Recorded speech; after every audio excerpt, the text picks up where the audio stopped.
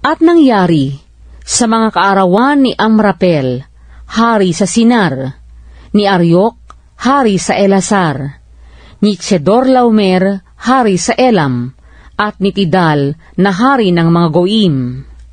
Na ang mga ito ay nakipagbaka laban kay Bera, hari sa Sodoma, at laban kay Bilsha, hari sa Gomora, kay Shinab, hari sa Adma, at kay Shemeber, hari sa Zeboim, at sa hari sa Bela na si Zoar.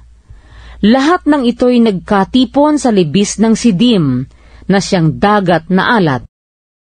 12 taong nagsipaglingkod kay Chedorlaomer, at sa 13 taon ay nagsipaghimagsik.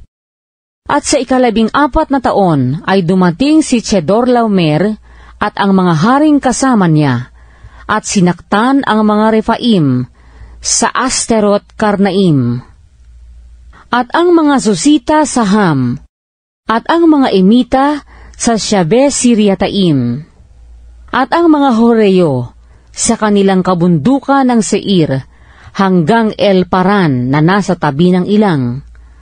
At sila'y nangagbalik at nagsiparoon sa En-Mispat na siyang Kades, at kanilang sinaktan ang buong lupain ng mga Amalesita, at pati ng mga Amoreo, na nagsisitahan sa Hazeson Tamar.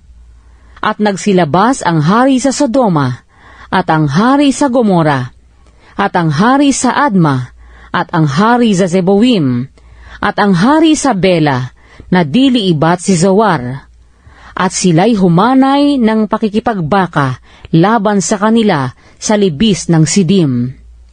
Laban kay Chedorlaomer, hari sa Elam, at kay Tidal, na hari ng mga Goyim, at kay Amrapel, hari sa Shinar, at kay Aryok, hari sa Elasar, 4 na hari laban sa 5. At ang libis ng Sidim ay puno ng hukay ng betun, at nagsitakas ang mga hari sa Sodoma at sa Gomora, at nangahulog doon, at ang natira ay nagsitakas sa kabundukan.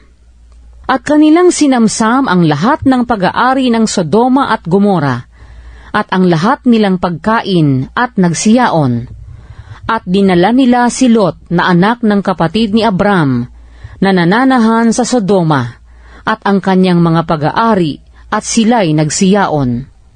At dumating ang isang nakatanan, at ibinalita kay Abram na Ebreo, na tumatahan nga sa mga puno ng ensina ni Mamre na Amoreo, kapatid ni Eskol, at kapatid ni Aner, at ang mga ito ay kakampi ni Abram.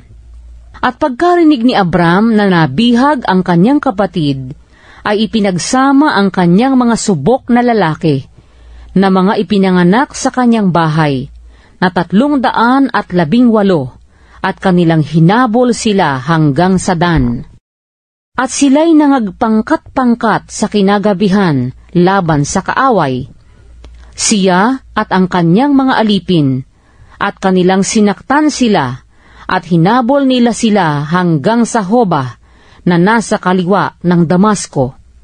At iniuwi niya ang lahat ng pag-aari, at iniuwi rin niya si Lot na kanyang kapatid, at ang kanyang mga pag-aari, at gayon din ang mga babae at ang bayan.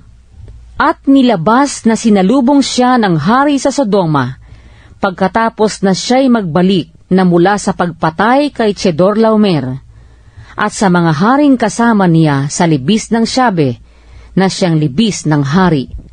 At si Melkisedek, na hari sa Salem, ay naglabas ng tinapay at alak, at siya'y saserdote ng kataas-taasang Diyos. At binasbasan niya siya na sinabi, "Pagpalain si Abram ng kataas-taasang Diyos na may-ari ng langit at ng lupa. At purihin ang kataas-taasang Diyos na nagbigay ng iyong mga kaaway sa iyong kamay."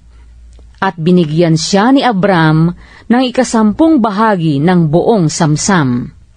At sinabi ng hari sa Sodoma kay Abram, "Ibigay mo sa akin ang mga tao, at kunin mo sa ganang iyo ang mga pag-aari." At sinabi ni Abram sa hari sa Sodoma, Itinaas ko ang aking kamay sa Panginoong Diyos na kataas-taasan, na may-ari ng langit at ng lupa. Isinumpa kong hindi ako kukuha maging isang sinulid o maging isang panali ng pangyapak o ng anumang nauukol sa iyo. Baka iyong sabihin, pinayaman ko si Abram. Liba na lamang ang kinain ng mga binata at ang bahagi ng mga lalaking kinasama ko, si Aner, si Eskol at si Mamre, ay pakunin mo ng kanilang bahagi.